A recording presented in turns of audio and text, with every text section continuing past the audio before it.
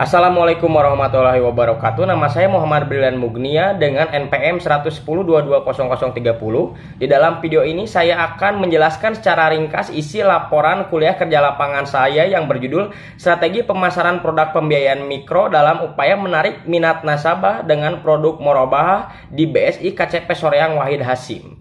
Apa itu pembiayaan mikro? Pembiayaan mikro adalah suatu kegiatan pembiayaan usaha berupa penghimpun dana yang dipinjamkan bagi usaha mikro yang dikelola oleh para pelaku usaha mikro atau yang biasa umum disebut dengan UMKM. Singkatnya, pembiayaan mikro murabahah ini adalah produk pembiayaan yang dipasarkan oleh BSI KCP Soreang Wahid Hasim yang target pasarnya adalah para pelaku usaha kecil maupun menengah.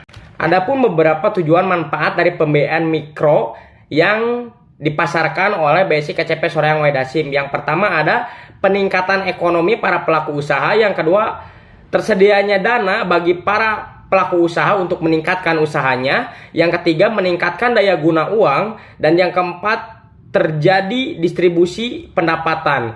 Yang mana di poin pertama bisa dijelaskan bahwa dengan bantuan yang diberikan oleh BSI kepada para pengguna dana, yaitu para pelaku usaha, dengan begitu mereka akan terbantu untuk memajukan usaha dan roda perekonomian usaha yang dijalankan oleh mereka. Di poin yang kedua, adanya ketersediaan dana bagi peningkatan usaha. Dengan tersedianya dana yang diberikan oleh pihak bank kepada para pelaku usaha, maka hal itu dapat membantu untuk menaikkan usaha mereka atau mengembangkan usaha mereka. Yang ketiga, sudah sangat jelas, yaitu meningkatkan daya guna uang. Jadi uang-uang yang disimpan oleh para nasabah di dalam bank itu tidak terendap dan diam begitu saja. Hal itu bisa didistribusikan kepada para pelaku usaha sehingga dapat menghasilkan margin yang dapat memutarkan roda perekonomian baik bagi para pelaku usaha maupun di pihak perbankan, yaitu BSI KCP Soreang Wahid Hasim.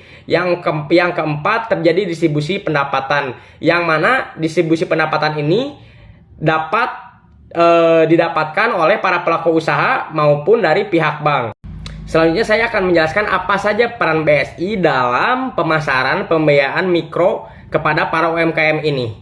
Yang pertama, BSI bertindak sebagai penyalur dana. BSI berperan sebagai penyalur dana yang bertugas untuk membantu para UMKM untuk mengembangkan usahanya. Yang kedua, BSI berperan sebagai media perbantuan program pemerintah. Dalam hal ini, pembiayaan mikro yang dipasarkan oleh BSI juga merupakan program pemerintah, yaitu kredit usaha rakyat. Pembiayaan mikro ini merupakan sebuah produk yang bertujuan untuk membantu kredit masyarakat yang membutuhkan dana, sehingga dengan mendukung program pemerintah lewat produk perbankan yang dipasarkan diharapkan dapat membantu para nasabah untuk mengembangkan usahanya. Yang ketiga, sebagai penggerak roda ekonomi. Dalam hal ini, nasabah BSI terlibat kegiatan yang saling menguntungkan antara pihak nasabah dan pihak perbankan, yang mana para nasabah membutuhkan dana dan BSI juga mendapatkan margin dari pembiayaan tersebut. Hal ini menyebabkan perputaran roda ekonomi antara para pelaku usaha dan pihak perbankan. Setelah menjelaskan peran BSI dalam pembiayaan mikro, saya akan menjelaskan 5 strategi pemasaran pembiayaan mikro syariah yang merupakan titik poin dari penjelasan ringkas dari laporan kuliah kerja lapangan saya.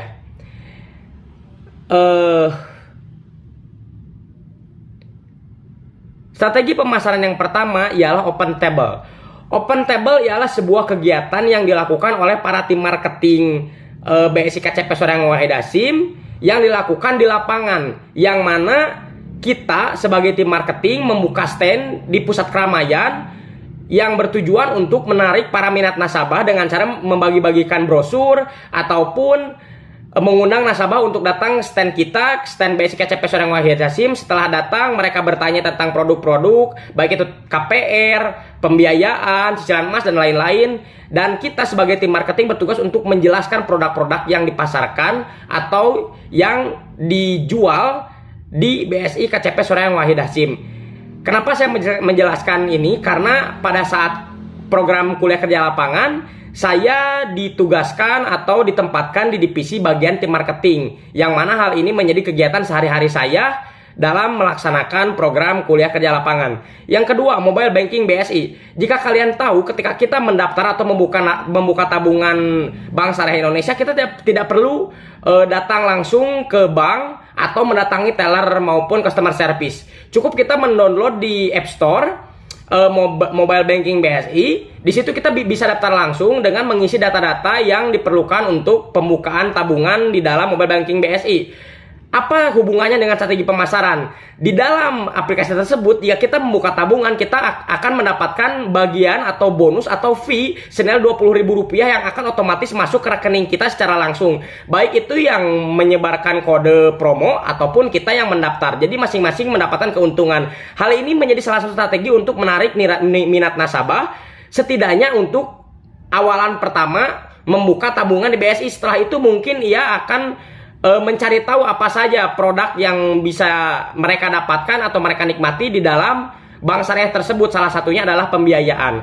Banyak dari rekan-rekan kerja saya atau bapak-bapak para karyawan staf yang membimbing saya untuk melakukan hal itu, dan mereka berhasil. Selain mendapatkan fee dan bonus, mereka juga mendapatkan nasabah untuk melakukan pembiayaan. Yang ketiga, ada program gebrak pasar. Dikarenakan target pemasaran BSI KCP Surya Wahid Hasim terhadap pembiayaan mikro adalah para pelaku usaha menengah ataupun usaha kecil maupun menengah, maka pasar menjadi salah satu pusat target yang harus didatangi oleh para tim marketing, yaitu dengan membagi-bagikan brosur kepada para pelaku usaha, pedagang-pedagang pasar yang kecil maupun menengah, ataupun menjelaskan produk apa saja yang bisa membantu mereka dalam mengembangkan usahanya. Namun karena tim marketing yang saya ikuti ini adalah orang-orang yang berpengalaman, tanpa mereka membagikan brosur pun ada orang-orang yang sudah berdatangan yang membutuhkan dana kepada mereka. Jadi mereka tidak perlu bersusah payah untuk membagikan brosur kembali, walaupun itu menjadi suatu SOP dan kewajiban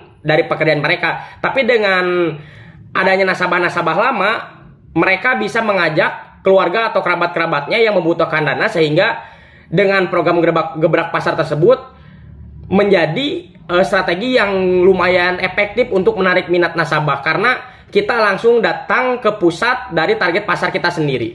Yang keempat, ada nasabah take over. Terkadang nasabah-nasabah yang melakukan pembiayaan di bank konvensional, mereka merasa pembiayaannya cukup mahal dan mungkin tidak sanggup lagi untuk membayar bunganya.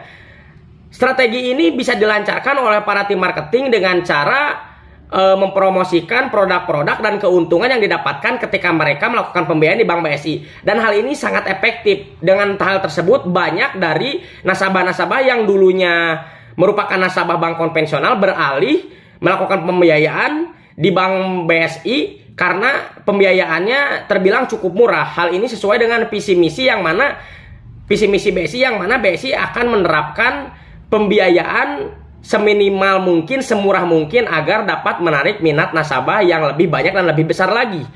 Dan strategi yang terakhir, poin yang kelima, adalah word of mouth.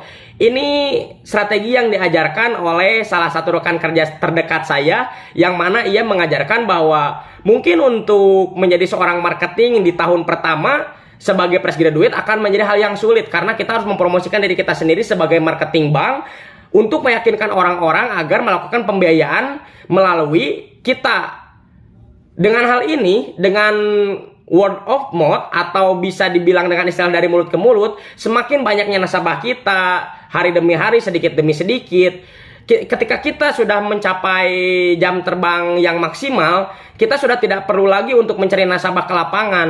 Bahkan kinerja kita akan terdengar oleh satu nasabah ke nasabah yang lainnya yang memerlukan dana. Jadi kekuatan dari mulut ke mulut ini sangat signifikan, sangat efektif untuk melancarkan strategi pemasaran pembiayaan mikro, karena dengan pembicaraan atau dialog antara nasabah yang membutuhkan dana bisa menarik minat mereka untuk melakukan pembiayaan kepada kita, tim marketing BSI, yang harus menarik banyak minat nasabah untuk melakukan pembiayaan agar roda perekonomian bank tetap sehat dan tetap berjalan.